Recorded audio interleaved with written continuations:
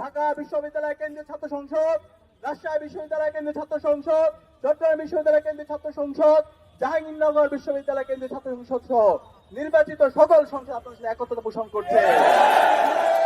পুরো প্রজন্ম আপনাদের সাথে একতা পোষণ করছে।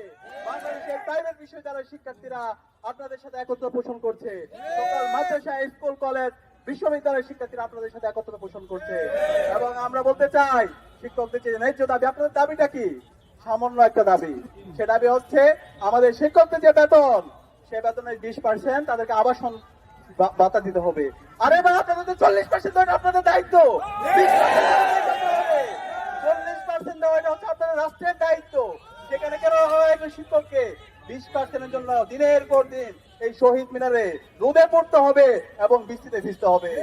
এবং আমরা আমাদের শিক্ষকদের দাবি, ছোট্ট একটা দাবি, তাদের ট্রিটমেন্টের জন্য, চিকিৎসার জন্য তাদের 1500 টাকা ভাতা। আরে ভাই, 1500 টাকাটা কি বেশি? রাষ্ট্রকে টাকা দেওয়া হয়েছে, হাজার হাজার কোটি টাকা আপনারা লোপাট করছেন, সে টাকা উদ্ধার করে। আপনারা আমাদের শিক্ষকদের উপর জুলুম করবেন না, এই জুলুম আপনারা বরদাস্ত করবেন না, আগুন নিয়ে খেলবেন না বাংলাদেশের ছাত্র সমাজ। এবং আমরা একই সাথে আমাদের শিক্ষকদের যে দাবি, যারা স্টাফ আছে তাদের উৎসব ভাতা, 75% উৎসব ভাতা, এটা একটা ন্যায্য দাবি। আমি অনুরোধ করবো অন্তর্বর্তীকালীন সরকারকে, এখনো সময় আছে, শিক্ষকদের ন্যায্য যে দাবি আছে সেই ন্যায্য দাবি মেনে নিন, না হলে এমন ঝড় হবে, এমন উত্তাল তরঙ্গ হবে যেটা আপনারা বইতে পারবেন না। আমাদের শ্রদ্ধেয় শিক্ষকদের যে দাবি আছে, ন্যায্য দাবি আছে, সেই ন্যায্য দাবি মেনে নিন। একই সাথে সারা দেশের আজকে শিক্ষা প্রতিষ্ঠানগুলো অচল অবস্থায় আছে।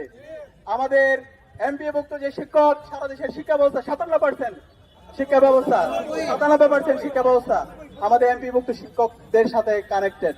আমরা অনুরোধ করব অতি দ্রুত সময়ের মধ্যে সরকারের উচ্চপদস্থ যারা আছেন, প্রধান উপদেষ্টা থেকে শুরু করে উপদেষ্টা যারা আছেন, তারা আন্দোলনে যারা নেতৃত্ব দিচ্ছেন, সবার সকল অংশীজনদের সাথে বসে দ্রুত সময়ের মধ্যে কার্যকর উদ্যোগ গ্রহণ করেন এবং আমাদের শিক্ষকদের ন্যায্য আন্দোলন আপনারা মেনে নেন। এবং আমরা কথা দিচ্ছি, ঢাকা বিশ্ববিদ্যালয় কেন্দ্রীয় ছাত্র সংসদের পক্ষ থেকে আপনাদের সেই ন্যায্য দাবির সাথে আমরা একত্রতা পোষণ করছি এবং আপনাদের সাথে আমরা আছি।